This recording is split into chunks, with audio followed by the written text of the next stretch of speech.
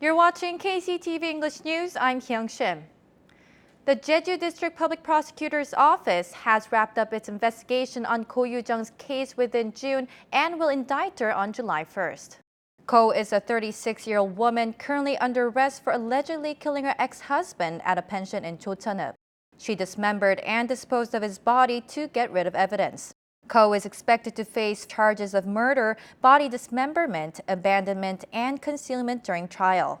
As the victim's body is still nowhere to be found for more than a month, it is not sure about whether the police can prove her charges of murder and abandonment. Prosecutors, however, are saying it is not a problem to prove them as there are ample evidences such as CCTV footage and Ko's confession of crime. The Aura Tourism Complex developer JCC notified the province of its intentions to not make a deposit for the development project. The provincial government had previously requested JCC to deposit 337.3 billion won, which is 10% of the development cost, into an account owned by the province. The local government asked JCC to inform the government of other options to identify its financial eligibility by mid-July. Once JCC offers other options, the Capital Verification Committee will review the alternatives. Then the province will submit its final statement of opinion to the Provincial Council. The 6th revision bill to the Jeju Special Act was passed by the Bill Examination Subcommittee under the National Assembly's Public Administration and Security Committee. The bill includes new regulations on Gojawa designation and extension of the active period of the Jeju Supporting Committee under the Office of the Prime Minister to June 2021. It will provide legal grounds for municipal cities having no right of autonomy to establish committees for construction and childcare policies. The bill also let the local government request investment information from investors to manage the investment-free zone. Penalties of 1 million won on violations of parking space-proof system and mandatory installation of speed limiters on rental cars are included in the bill as well.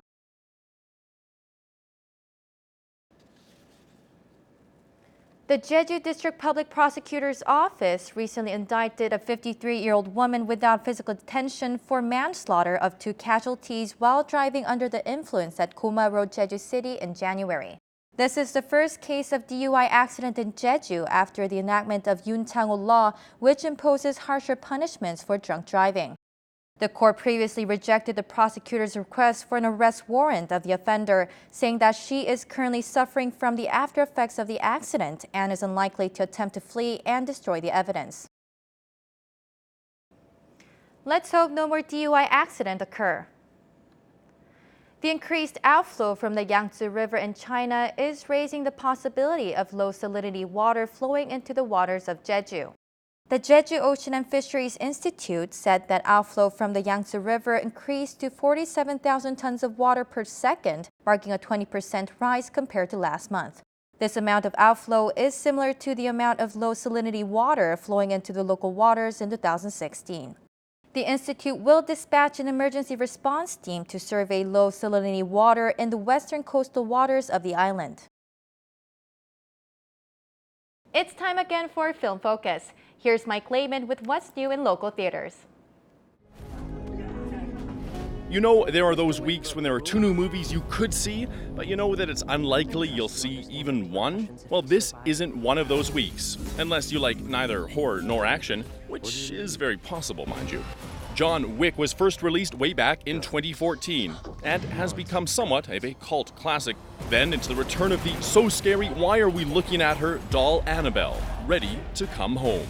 Welcome to another edition of Film Focus. I'm Mike Laidman.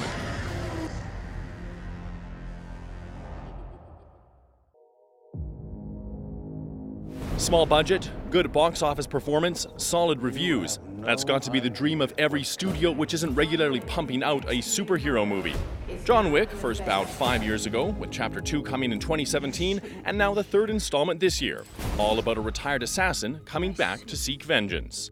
Super assassin John Wick returns with a $14 million price tag on his head and an army of bounty-hunting killers on his trail. After killing a member of the shadowy International Assassins Guild, the High Table, John Wick is excommunicado, but the world's most ruthless hitmen and women await his every turn.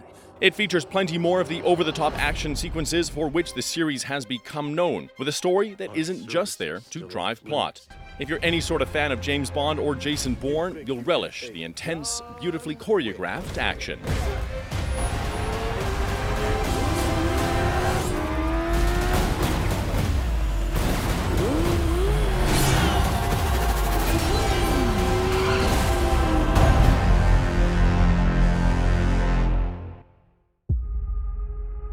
Last week we had Chucky, and this week Annabelle. Kids aren't going to want any new toys ever again after these two drop.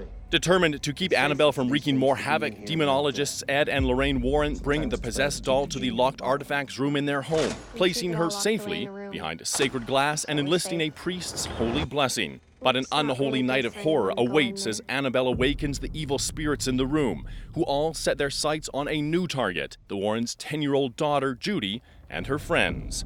It's been quite the ride for the Conjuring universe over the past few years, but Annabelle Comes Home shows that there's still life there. Out of the 3 Annabelle movies, this one feels like it might have been made with the most commercial intent, but it doesn't show on screen. Still scary, fun, and even somewhat thought-provoking, Annabelle Comes Home will appeal to fans of the series and really anyone who loves horror. I like your doll.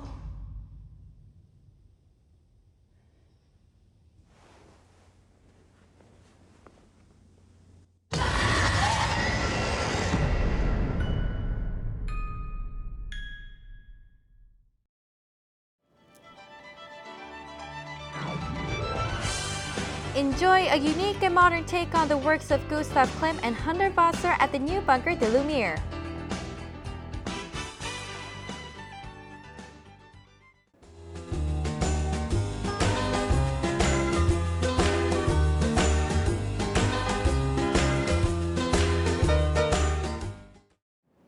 We expect heavy rain accompanied by strong winds and thunder and lightning throughout the weekend, so please take care. For more details, here's your forecast.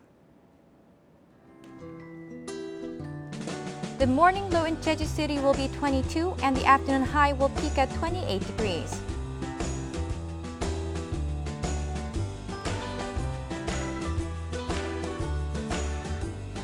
Down south in Seogwipo, we'll have a low of 23 in the morning and a high of 26 degrees in the afternoon.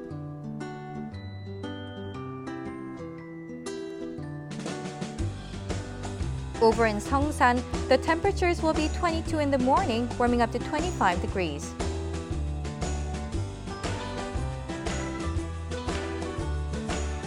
Across the island in Kosan, we expect a low of 22 and a high of 25 degrees.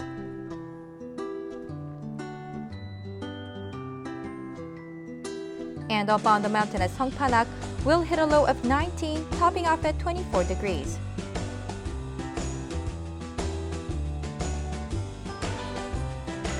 We expect heavy rain out on the water, accompanied by very strong winds out of the south and southwest at a speed of 7 to 14 meters per second, with seas between 1 and 3 meters.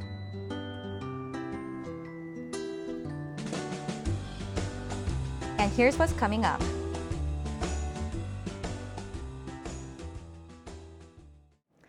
That's it for today's KCTV English News. You can find us on YouTube at KCTV E-News Jeju and on KCTV VOD service. Thank you for watching.